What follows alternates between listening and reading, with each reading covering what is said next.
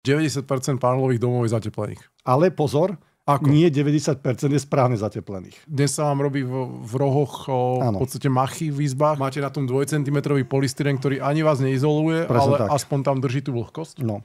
Že ako spoznám toto? Lebo akože tohto by som sa tesil. Vy keď sa tam prisťahujete a budete chcieť to nejakým spôsobom zveladiť, no nezveladíte to, pretože tí ľudia by to už dodnes dávno spravili. Bude tam nejaká babka, ktorá vám povie: Milanko, ja na to nemám, zaplatíš mi to?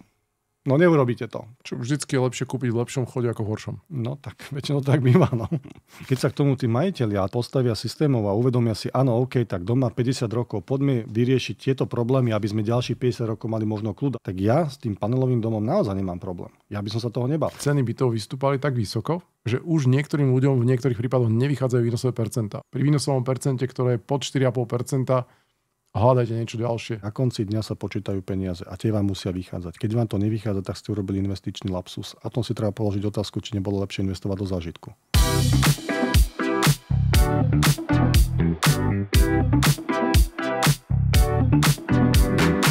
Ja veľa hovorím o investovaní do nehnuteľnosti a veľa ľudí investuje do nehnuteľnosti, ktoré nie sú úplne že novostavby, ale sú to aj staré paneláky. A veľakrát sa tí ľudia pýtajú sami seba, že koľko tie paneláky ešte vydržia.